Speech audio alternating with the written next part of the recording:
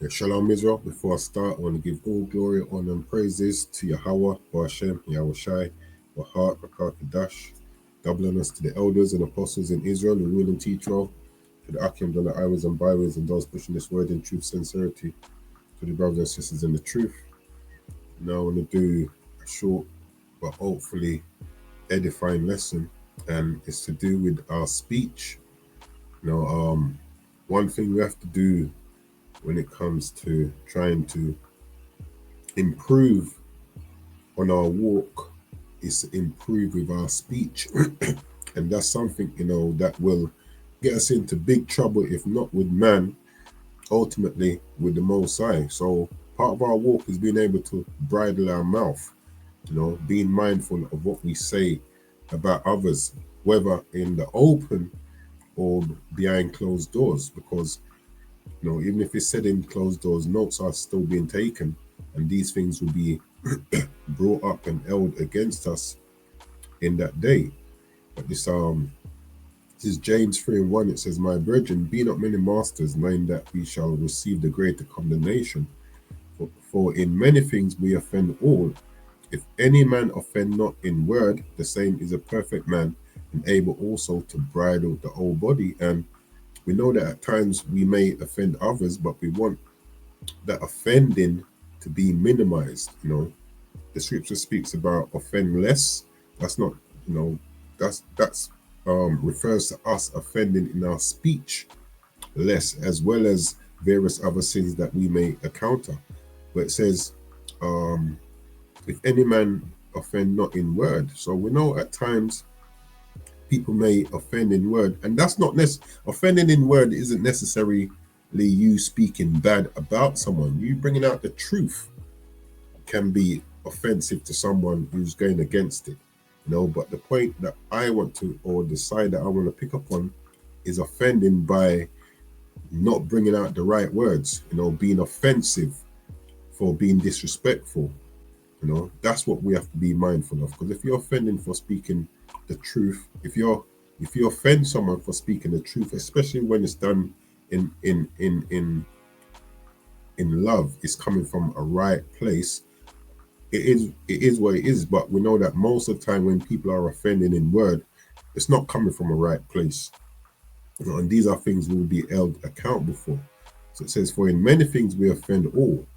If any man offend not in word, the same is a perfect man." And that's what we're told by Yahweh Shai. Be ye perfect. So part of that being us striving for perfection is us being mindful of the words that are coming out of our mouth, and able also to bridle the whole body. Verse 5, it says, "Even so the tongue is a little member, and boasteth great things. Behold, how great a matter a little fire kindleth." And the tongue can get us into trouble. It can get someone put to death, or it can get you put to death if you're not mindful with the words that's coming out of our mouth. It says, "And the tongue is a fire, a world of iniquity," which is more reason why we need to bridle our tongue, be mindful of the words that we are speaking. "So is the tongue among other members, that it defileth the whole body, and setteth on fire the course of nature, and it is set on fire of hell." Verse 9, it says, "Therewith bless we the Most High, even the Father, and therewith curse we men, which are made after the similitude of the Most High." So, we're going to be there throwing up praises to the Most High. But then out the same mouth, we're speaking bad about our fellow brothers and sisters. Like, that can't work. So this is something that we have to make sure that we're making every effort to do. In thoughts and deeds, we have to try and be faultless. It says, "Out of the same mouth proceedeth blessing and cursing. My brethren, these things ought not to be so." Yeah, we're not meant to be doing that.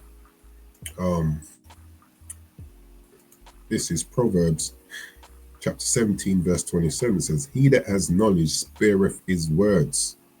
You hear that? So showing you someone who loves to talk a lot, has a lot to say, and more time is nothing good. Showing you they lack knowledge. It says, "He that has knowledge spareth his words, and a man of understanding is of an excellent spirit." And that's what you find, people who have not a lot of good to speak about others, their spirit ain't right either.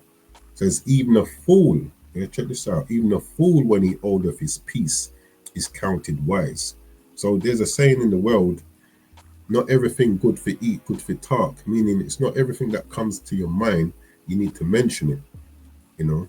It says, and he that shutteth his lips is esteemed a man of understanding.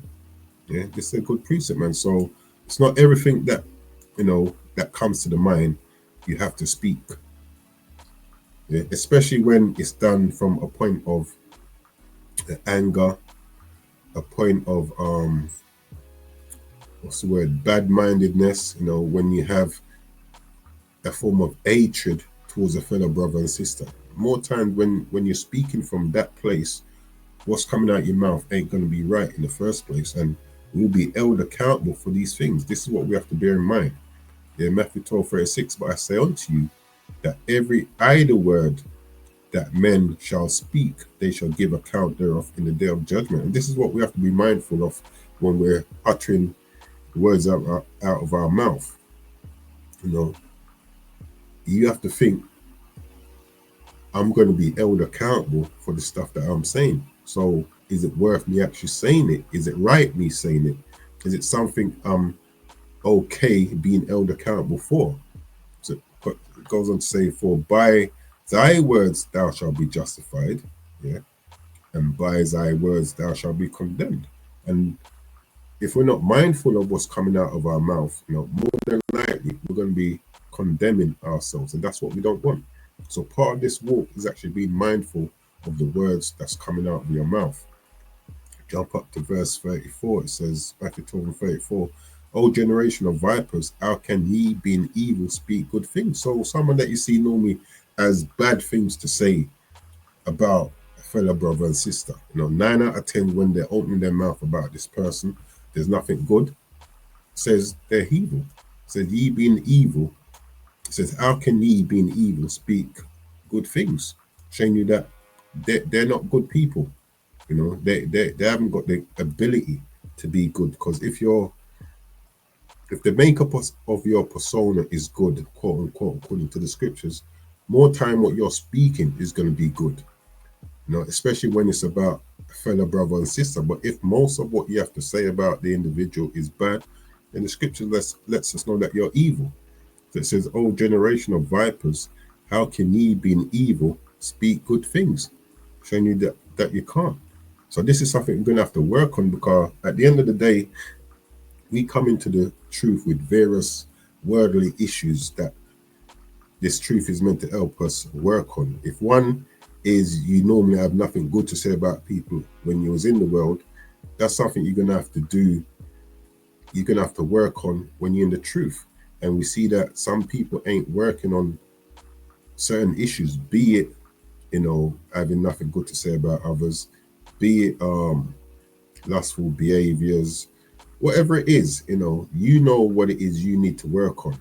Yeah, and this is what we have to do. But the point of this lesson is us making sure that we're mindful of the words that we are actually speaking, that we're uttering out of our mouth. So it says, "O generation of vipers, how can ye, being evil, speak good things? Why? For out of the abundance of the heart, the mouth speak." So if you are, quote unquote, good on a general behavior, the things that comes out of the abundance of your heart are going to be goodwill towards others.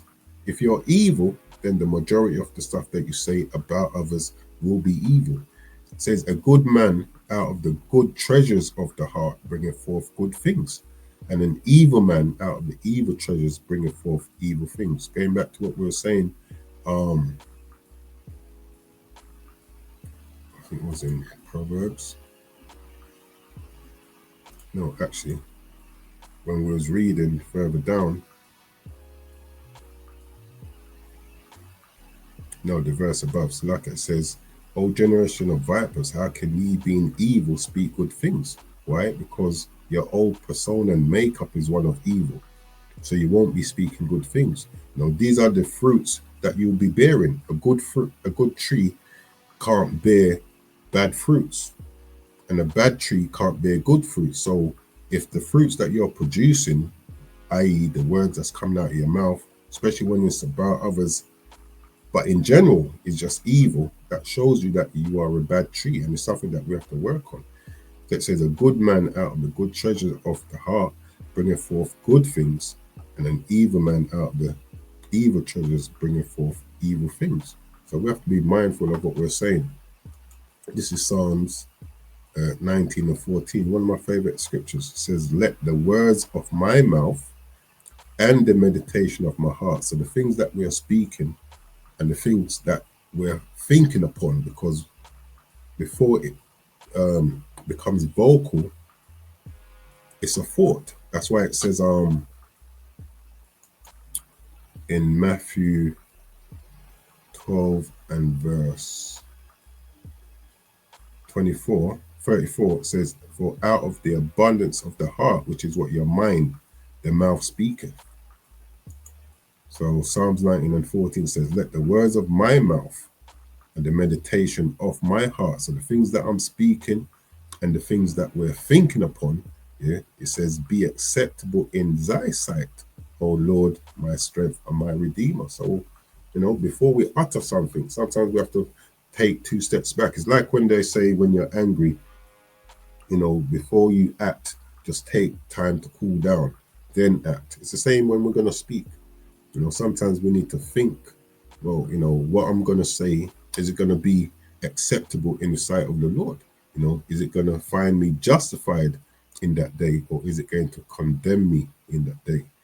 And I'm just going to leave it there. Lord willing, this lesson was edifying.